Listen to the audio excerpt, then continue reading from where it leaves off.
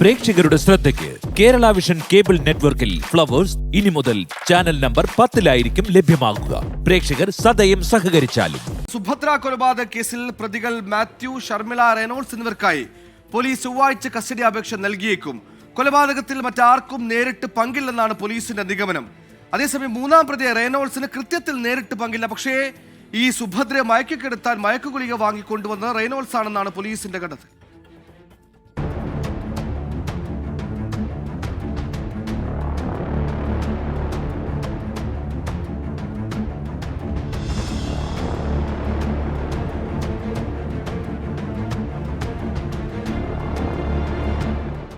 കൊലപാതകത്തിന്റെ മുഖ്യ ആസൂത്രണം നടത്തിയ ഷർമിളയാണ് ഒന്നാം പ്രതി. മാത്യൂസ് 2ഉം റെയ്നോൾഡ് 3-ാം പ്രതിയുമാണ്. 1ഉം 2ഉം പ്രതികൾ ചേർന്ന് ക്രൂരമായി മർദ്ദിച്ചു കൊലപ്പെടുത്തിയെന്നാണ് റിമാൻഡ് റിപ്പോർട്ട്. കട്ടിലിൽ നിന്ന് സുഭദ്രയെ ചവിട്ടി വീഴ്ത്തി കഴുത്തിൽ ഇരുവരും ചേർന്ന് ഷാളിട്ട് മുറുക്കി. പ്രതിരോധിക്കാൻ ശ്രമിച്ച സുഭദ്രയുടെ നെഞ്ചിൽ ചവിട്ടി. അമിതമായി ഉറക്ക ഗുളികകൾ നൽകിയ ശേഷമാണ് പ്രതികൾ സുഭദ്രയുടെ സ്വർണ്ണാഭരണങ്ങൾ കവർന്നത്.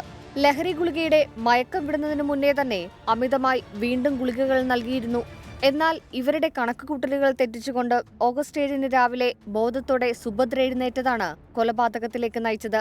മൂന്നാം പ്രതി മാത്യൂസിന്റെ ബന്ധുവും 52-കാരനുമായ റെയ്നോൾഡിന് കൃത്യത്തിൽ നേരിട്ട് പങ്കില്ല. എന്നാൽ ഉറക്ക ഗുളികൾ എത്തിച്ചു നൽകിയത് റെയ്നോൾഡാണ്. സ്വർണ്ണാഭരണങ്ങൾ കവരാൻ പദ്ധതിയിട്ടതിലും റെയ്നോൾഡിന് പങ്കുണ്ട്.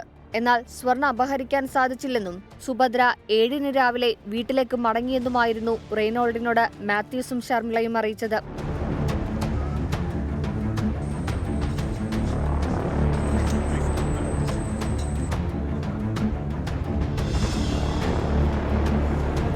ഈ മാസം 10-ന് സുഭദ്രയുടെ മൃതദേഹം പുറത്തെടുത്തതോടെയാണ് മൂന്നാം പ്രതി റെയ്നോൾഡും കൊലപാതക വിവരം അറിയുന്നത്.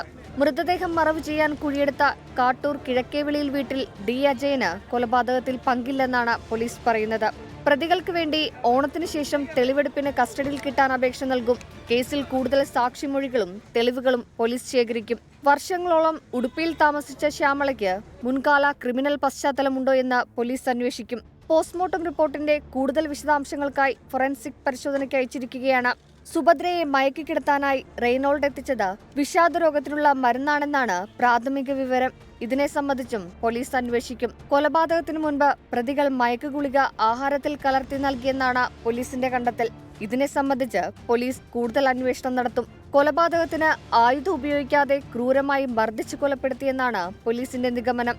ആലപ്പുഴ ഡിവൈഎസ്പി MR മധുബാബുവിന്റെ നേതൃത്വത്തിലുള്ള 10-അംഗ സംഘമാണ് അന്വേഷണം നടത്തുന്നത്.